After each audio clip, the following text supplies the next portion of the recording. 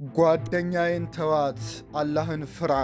በመጨረሻም ቲክቶከሯ ዩቲናስ ለኮሜዲያን እሸቱ ልመናና ማስጠንቀቂያ የተቀላቀለበት መልእክት ልካለች።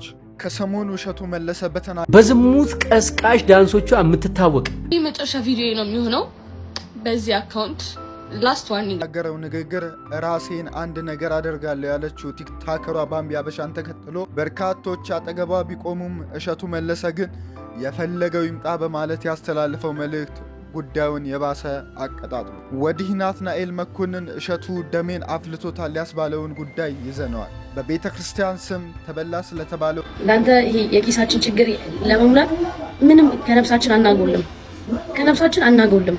አንተ ለኪስ ብለህ ከነፍስ ታጎላል። በዛ ላይ ከሰው ላይም እየሄደ ገንዘብም ሚስጥር አፈትልኳል። ታደምጡታላችሁ። ወዲህ ደግሞ የኢትዮሪካ ትኩሳትና የመንግስት ተቃውሞ የቴዲ አፍሮን ፎቶ በማውረድ ቀጥሏል።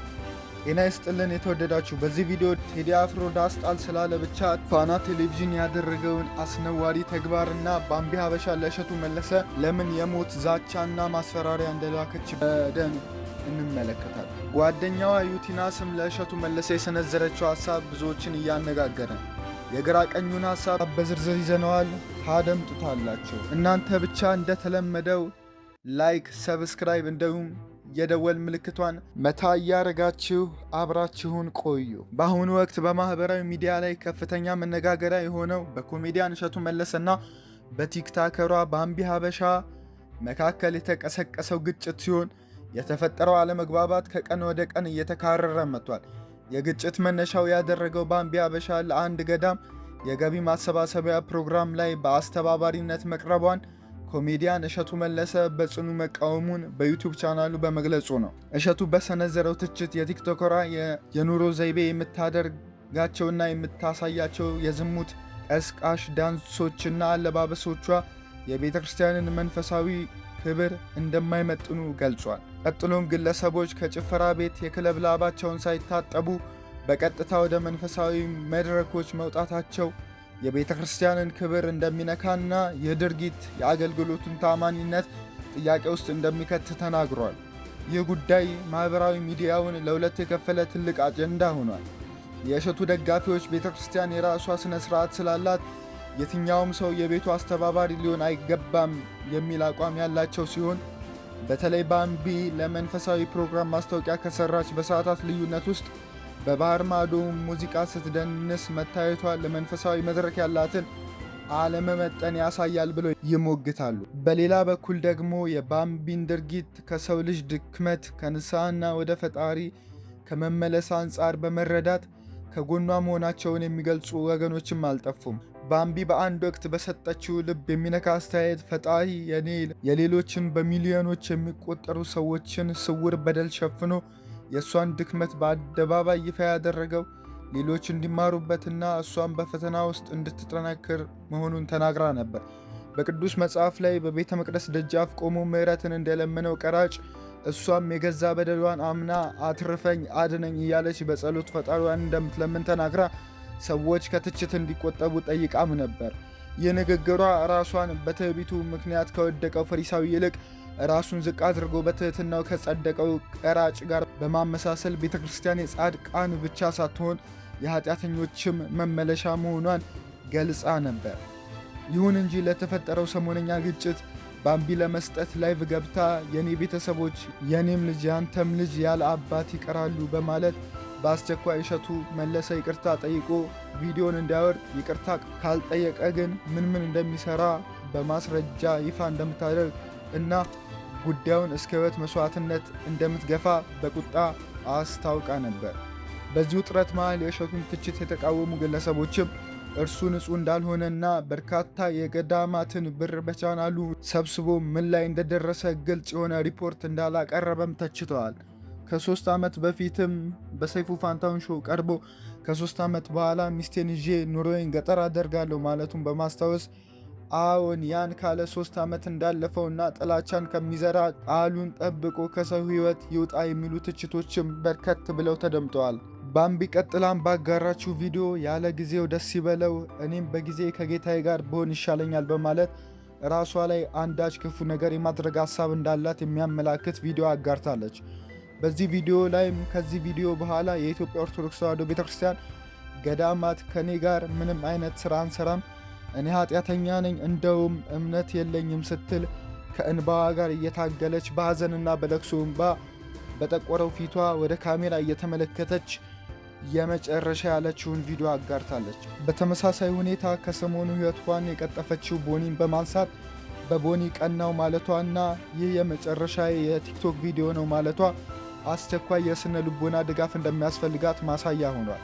ተያይዞም ቲክቶከሮችና አርቲስቶች ከቤተ ክርስቲያን የገቢ ማሰባሰቢያ በሚሊዮን የሚቆጠር ብር ኮሚሽን ያገኛሉ የሚሉ ወሬዎችም መነሳታቸው ጉዳዩን ይበልጥ ውስብስብ አድርጎታል። በእርግጥ እዚህ ላይ አንዳች እውነት አፍጥጦ ብቅ ብሏል። በሶሻል ሚዲያ ላይ የኢትዮጵያ ኦርቶዶክስ ተዋሕዶ ቤተክርስቲያን ገዳማትም በተለይም በገጠር የሚገኙና ቤተክርስቲያኗን ለማደስም ሆነ ስርዓቱን ለማከናወን ገቢ ያጠራቸው ገዳማት ከሶሻል ሚዲያ ኢንፍሉዌንሰሮች ማለትም ከቲክታከሮች እና ከዩቲዩበሮች ጋር በመሆን የሚሰሩት ማስታወቂያ ያን ማስታወቂያ የሚሰሩ ቲክቶከሮች አማኞች ወደ ገዳም ከሚያስገቡት ገንዘብ በፐርሰንት እንደሚካፈሉ የተረጋገጠ ጉዳይ ሆኗል።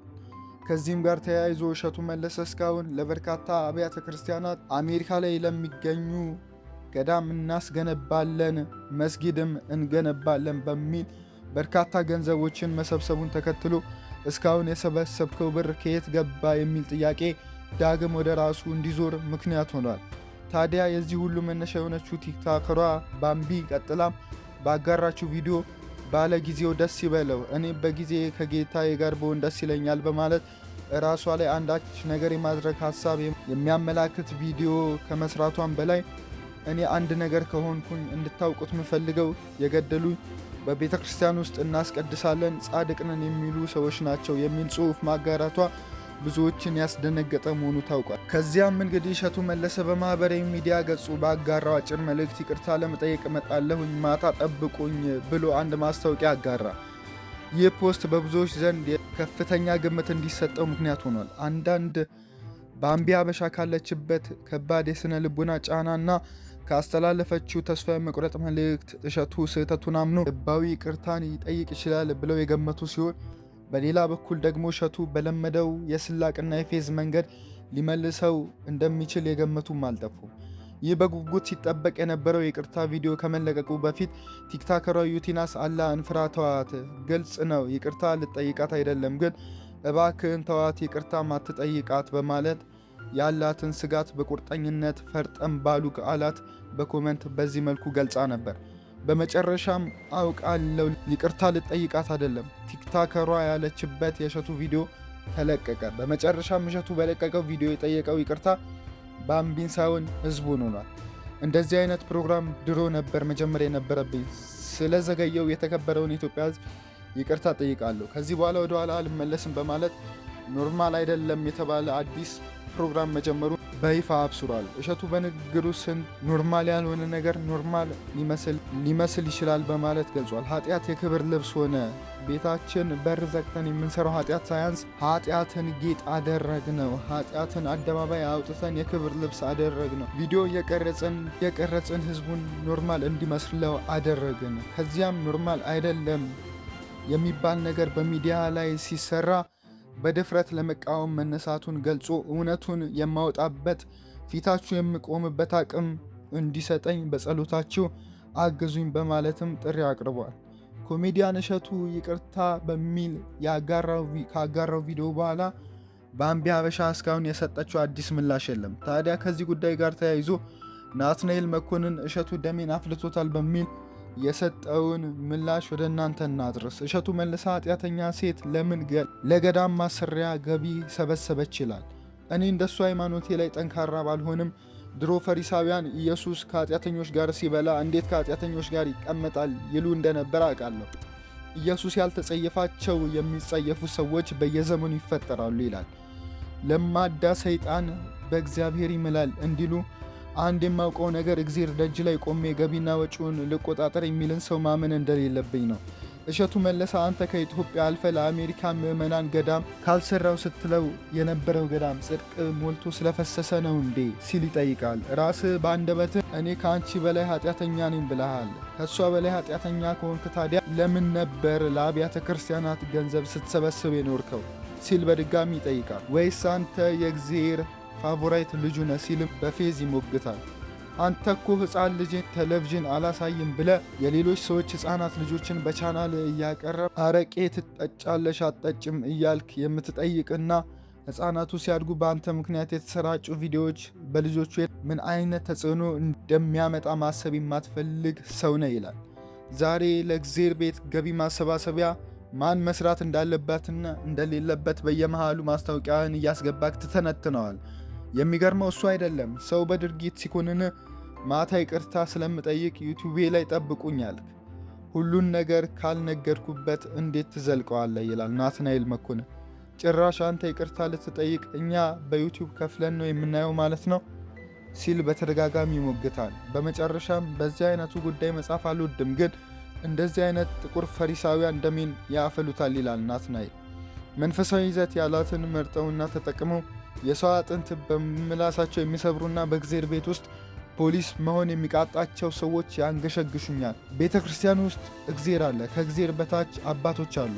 እነሱ ያልተጸየፏትን ሴት ጉድፉን አንስቶ ያውም ለሶሻል ሚዲያ መሸቀያነት ማዋል ከኢትዮጵያ አልፎ ለአሜሪካ ምዕመናን ከሚጨነቅ ብፁዕ ዩቲዩበር አይጠበቅም በማለት ፌዝና ስላቆን ትዝብትና ትርክቱን በማንሳት ናትናኤል መኮንን እሸቱ መለሰ በዚህ መልኩ ደሜን አፍልቶታል የሚል አነጋጋሪ ጽሑፍም አጋርቷል።